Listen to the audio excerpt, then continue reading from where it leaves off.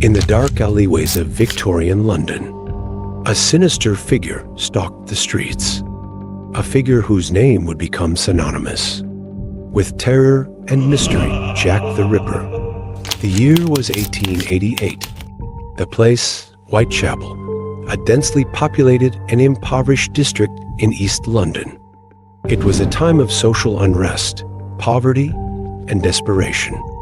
But amidst the cries of the hungry and the lost, a new horror emerged. A killer who would become the most infamous in history.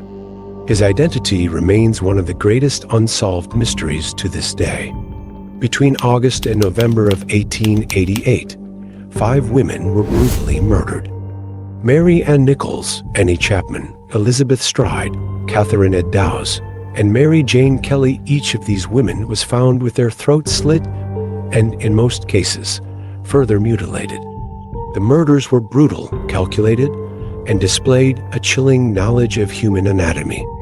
The Ripper's victims were all women, most of whom were living on the margins of society, often turning to prostitution to survive. They were easy prey for a killer who struck in the dead of night. The police were baffled. The Metropolitan Police and Scotland Yard launched one of the largest manhunts in London's history.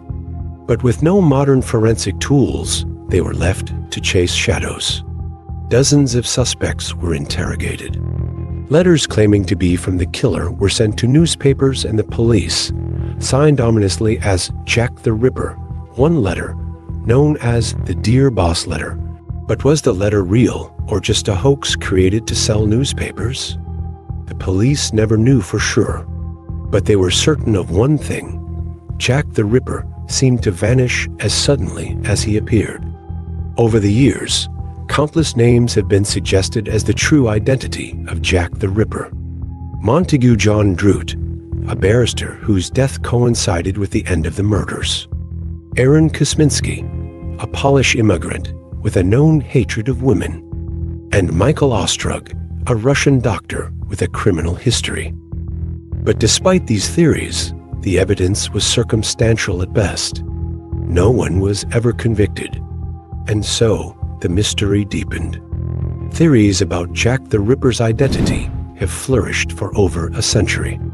Some believe he was a deranged doctor, while others argue he was a member of the royal family or a high-ranking Freemason. New theories emerge each year, fueled by advancements in DNA analysis, psychological profiling, and the collective obsession with the unknown. But despite these theories, the evidence was circumstantial at best. No one was ever convicted. And so, the mystery deepened.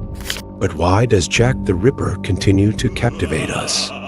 Perhaps it's because his story is not just about murder.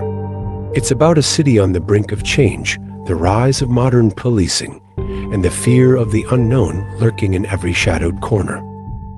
Today, Jack the Ripper is more than just a figure from history.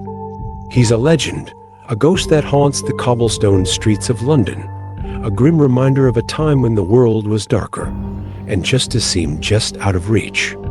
This is the enduring mystery of Jack the Ripper. Thank you for joining us on this journey into the dark heart of Victorian London. Don't forget to like, subscribe, and hit the bell icon for more mysteries from history. Until next time, stay curious